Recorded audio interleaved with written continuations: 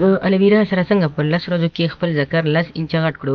سلامونه ګران لیدونکو، هیله ده چې روغ جوړ او د صحت جامع او برتن وي. زه یو ځل بیا ستاسو په خدمت کې د یو نوي ویډیو سره حاضر یم. هیله ده چې د پام وړ مو وګرځېږي. تر هر څه دمخه باید یادونه وکړم که زموږ چینل مو نوي سبسکرایب کړئ نو زموږ چینل سبسکرایب کړئ او په خوا کې ورسره د ګونګړي نشان ووهئ. مننه. د الویرا سره څنګه کولی شو خپل ذکر په 10 ورځو کې 10 انچه غټ کړو. که غواړئ چې دغه ویډیو تر مطلب پوه شئ نو د ویډیو تر پایه راسره اوسئ تر څو په دغه کې راسره ځان شریک کړئ.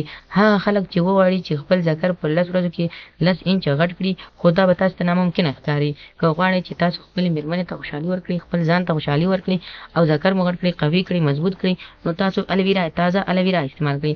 د تازه الویرا نسخه دا ده چې لومړی به تاسو الویرا واخلئ. تازه الویرا په بازار کې حتما ملاویږي. کله مو چې الویرا واخیسته د هغه ژیل به کور ته راوړئ، یعنې د هغه مابین کې چې کوم ژیل وي هغه به راوړئ کور ته. دا به میده میده کړئ. له دې سره به تاسو د زیتونو تیل هم ور واچوئ، په جوسر کې به یې مکس کړئ.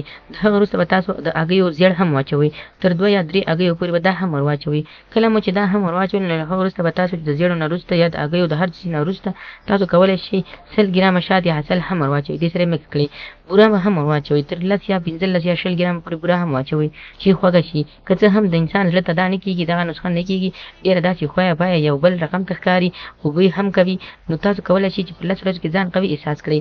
څومره کمزوره انسان چې وي کولی شي د دغه نسخې څخه استفاده وکړي.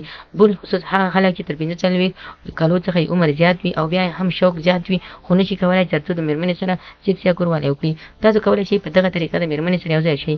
د الویرا جیل به استعمال کړئ او له هغه وروسته بیا تاسو وګورئ چې مېرمنې ته څومره خوشحالي ورکولی شئ. نو خدای دې وکړي ملګرو زموږ ویډیو څخه غلط مطلب وانخلئ. زموږ ویډیو لایک کړئ، شیر کړئ، زموږ چینل هم سبسکرایب کړئ. مننه.